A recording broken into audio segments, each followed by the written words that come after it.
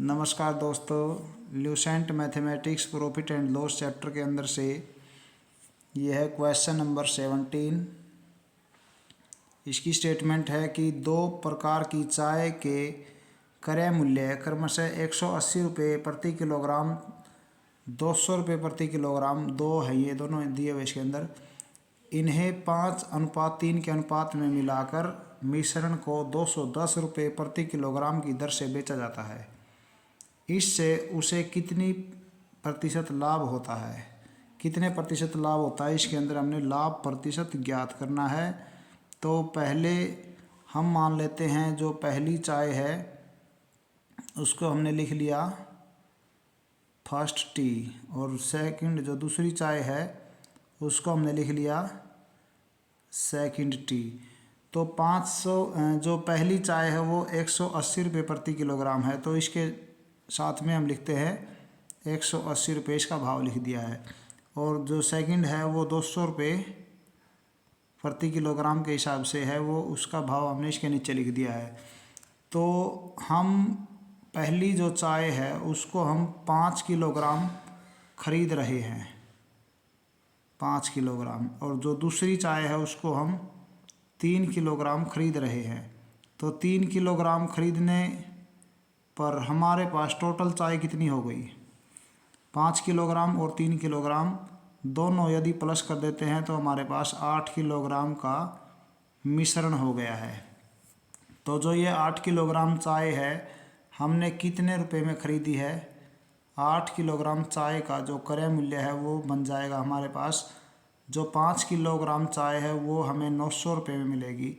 180 और 5 को मल्टीप्लाई कर देते हैं तो हमें 900 मिल गया। ऐसे ही 200 को यदि हम 3 से मल्टीप्लाई कर देते हैं तो हमें 600 मिल गया। तो ये हमारा 1500 रुपये का जो है पूर्ण मिश्रण जो हमने ख़रीद लिया है।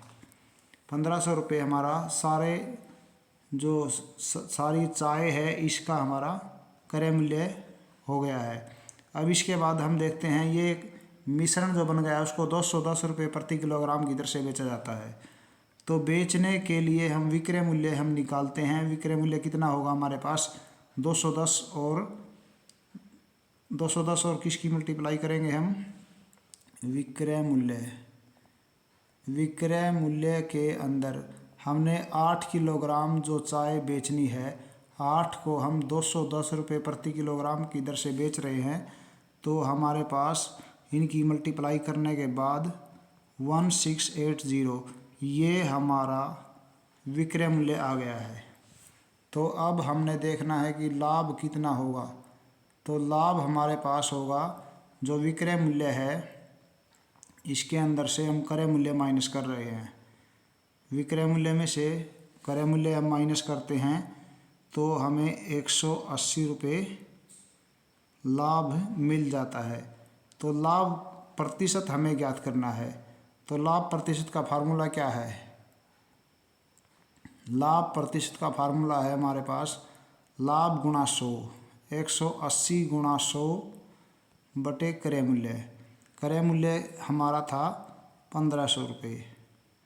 तो अब देखिए ये दोनों जीरो, इन दोनों जीरो से हमने कैंसिल कर दी हैं। तो अब हमारे पास 15 और 180 बचे हुए हैं।